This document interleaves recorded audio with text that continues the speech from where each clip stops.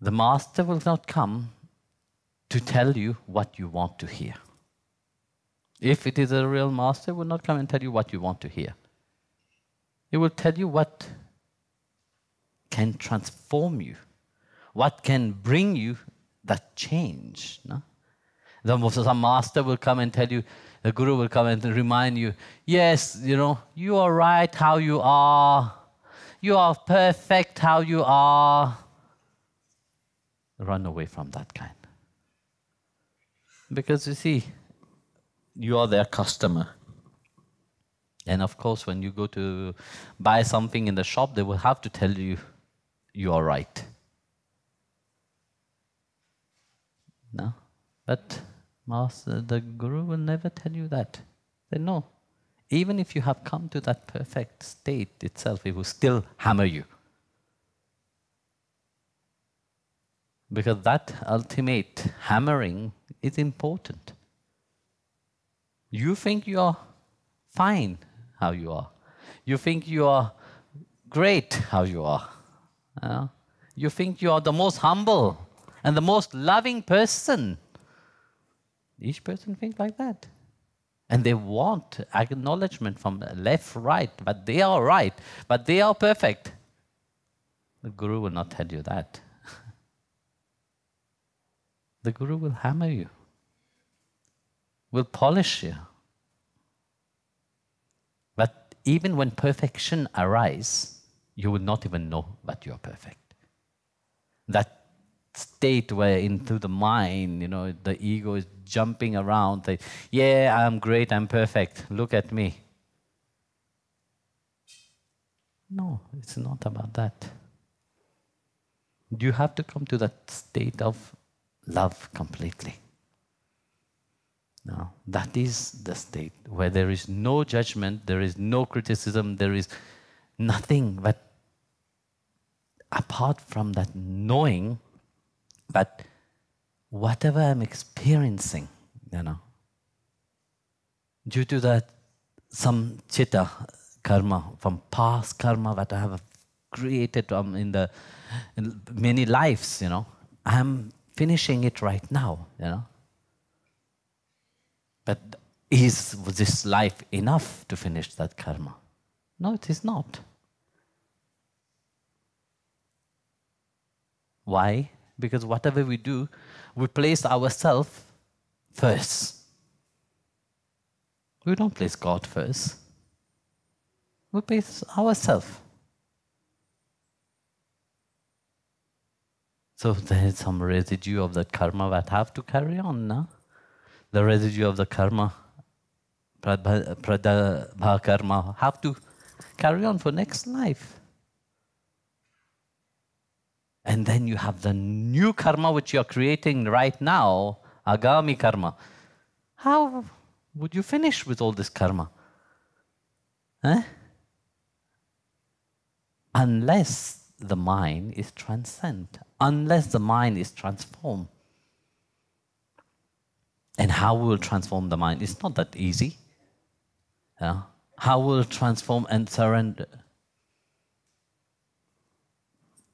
It's not easy.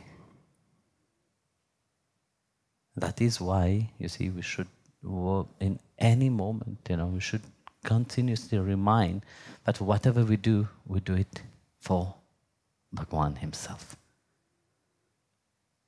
In our mind, there should not be any moment of forgetfulness that each breath of what we take, it is Him. The essence of our life itself is Him. Without Him, we will not be here. Without the parcel of Him, do you think you will be alive? You will not be alive. Focus upon that. Concentrate in His divine name. Find Him inside of you, not outside. Look for Him inside. And His ways are not known. How He will hammer each one. In which way He will make that imperfection go away. There was a saint called Vimana from South India. This saint, one day,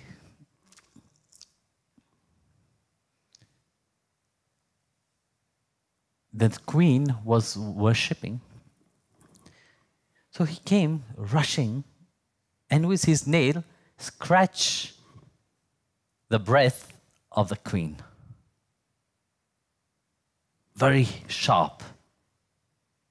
And of course, everybody was shocked because that saint was like a madman. You know? He was living completely absorbed in the God consciousness all the time. So he came and scratched the breast of the queen, and of course, everybody was going to jump over him, but the queen said, he have his reason why, you know, we don't know for what reason he have scratched me, and well, he have scratched me, and he went away. So when the queen pacified everybody, so when the king heard about that, the king became furious. The king was very angry, and he asked the god to bring the saint Vimana there. And they were asked, why did you do that? Well, of course, you know, the saint was in his own world. So the queen pacified him, said, let him go, you know, it must be his reason, we will find out. So eventually, in the evening, as the queen was walking in the garden, there was a cobra. And it bit the foot of the queen. And of course, the doctor was called, and the doctor could not do anything.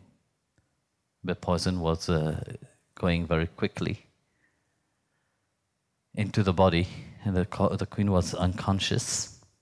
So what happened at that moment? The poison came out from the scratch.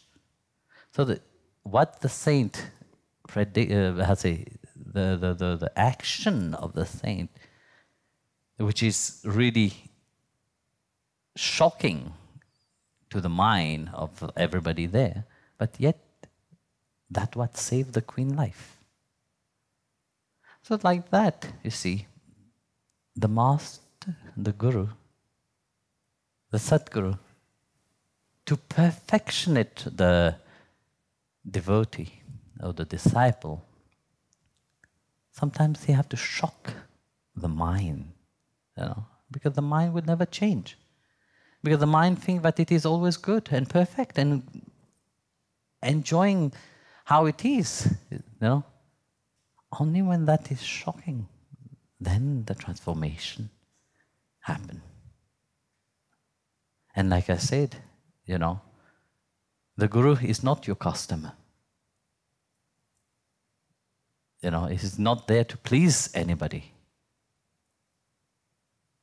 Because very often you go to the guru and you expect, you know, the guru to tell you nice thing about you, to tell you, flattering you, yeah, to tell you, beautiful, how nice you are, how good you are.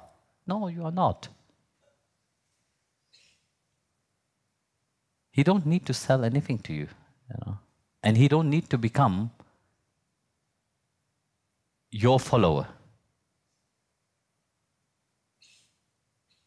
Now that's why you see very often people, they go on the retreat, they expect something, you know, they go to the guru, they expect that the guru will look at them, will smile with them.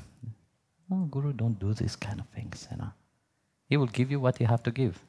Even if he have to give you a kick in your behind, he will do it. And that what will bring that perfection.